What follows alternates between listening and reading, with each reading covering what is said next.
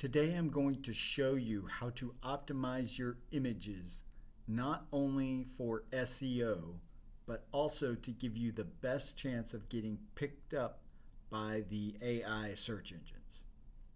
Hi there, my name is Bruce. I've been doing SEO and digital marketing and affiliate marketing since 2015. I love this stuff. I've helped small, medium, and large companies get more traffic by having their brands and their websites show up better on search engines.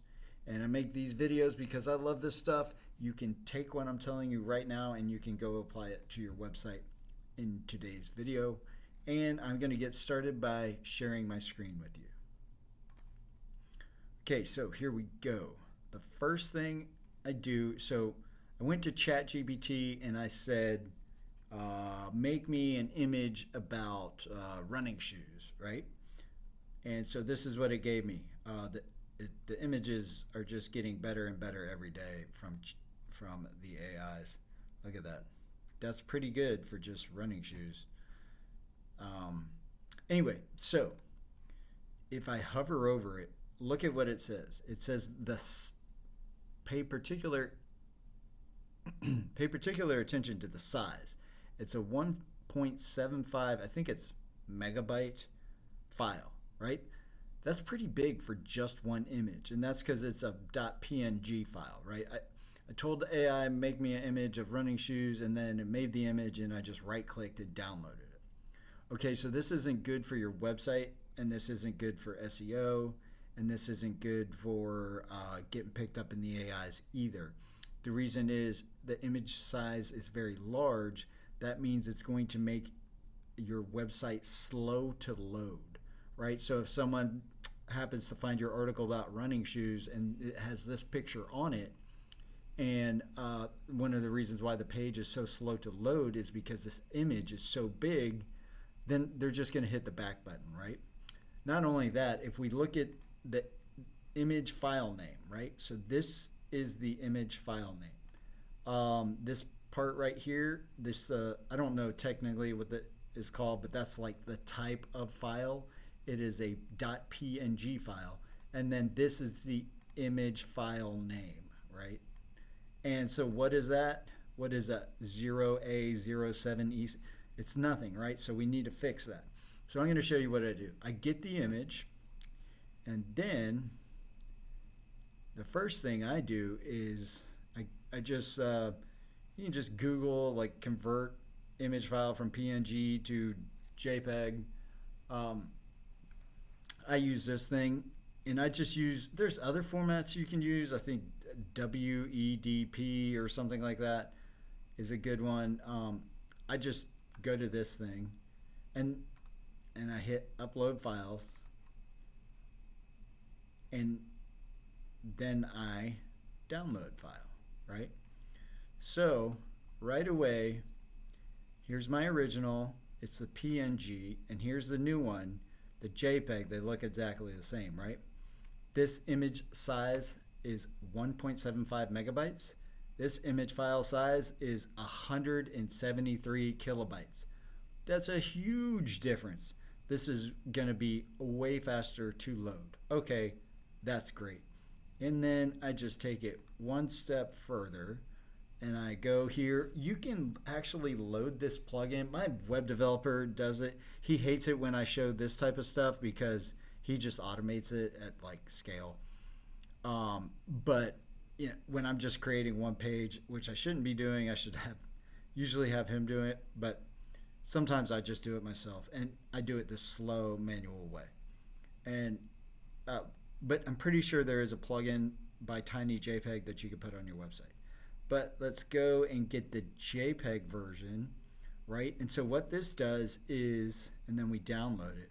What this does is it compresses the image file size, right? So this is the backup, not the backup, this is the compressed one. Here's the first JPEG. The first JPEG is 173 kilobytes. This JPEG is 121. So not a huge difference, not like the difference from going from PNG to JPEG, but it's still smaller, gonna load quicker. And when we look at the images, they look the same, right? We can tell whoop, no, that's the PNG. We can tell that this is the compressed one because it's got that parentheses because it's named exactly the same as the other one, so the computer just does something to differentiate it. So this is the compressed image file size. This is the PNG, the original one. They all look the same, right? To the human, it doesn't matter, but to a computer, it just takes longer to load. Okay, great. So, and especially if you're running ads on a page, you need that page to load quickly. So it becomes even more important because you're doing pay-per-click. So image file sizes is huge. But anyway, so after that, what do we want to do? We want to give this image file a proper name. Now you want to think of the image file like you would the URL of a website. So like the URL of an article. So if I'm writing an article on the best running shoes for men,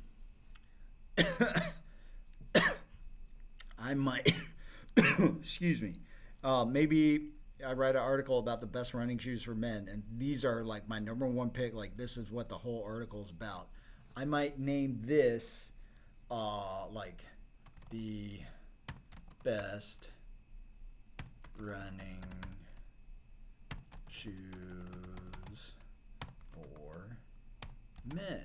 And do you see how that now looks like? This image file name now looks like an optimized URL of an article on a website about the best running shoes for men, right? Now, in this particular case, you'd probably more likely be like, it kind of looks like a brand called Asics. Let's say Asics, and the name of this shoe is Dominators or something. Dominators, right? Who knows? I'm just making that up. But it probably, you're more likely to, in this instance, name the image file size like the name brand of the shoe. But anyway, so that's where you're going to change the image file name. And why is this important? Because one, this is important for SEO, and it always has been, right? Because Google goes out and crawls the internet, it crawls your web page to try and understand what the web page is about. It's got a much better idea of what this image is about when it reads that than this, because when it reads this, that means this image is relevant for 0A07EC, which who knows what that is. When it reads this, that means this image is relevant for Asics Dominators. And so that's how you optimize the image file name. I don't know how to show you the alt text here. I'd have to upload it to a website. But then when you upload it to a website, you would want to also add the alt text to an image. And with the alt text, you don't want to get fancy. You just want to describe it. So in this case, I'd be like 2 Asics Dominator shoes in blue, maybe, right? Or maybe I might just be like 2 Asics Dominator shoes. So that's a properly optimized image file name, and alt text. And again, Google goes out and crawls that. They crawl the image file, they crawl the alt text, so those need to be optimized and relevant. And these LLMs, these AIs, whatever you want to call them, they have to go out and crawl stuff as well. And they have to go out and crawl web pages. And they're the same. I'm not saying they're going to show things the same and rank things the same, but those bots, just like Googlebot and just like these ChatGPT bots and GrokBot, they all have to go and crawl. And you want to make it easy for these things to understand what your page, what your website, what your image is about. And that's how I do it. And it's helped me out a lot, and I'm sure that you could do it because I showed you exactly what I do. So hopefully you found this helpful. If you did, give me a thumbs up. If you thought this was terrible, give me a thumbs down. I'd appreciate that too. Any interaction is helpful. If you know somebody who needs better help, who needs help with their website, show them this video. If you have any questions, leave them in the comments below. And if you need excellent website hosting, I'm going to leave a link to my favorite, fastest website hosting below this. So thank you very much, and I'll see you in the next video.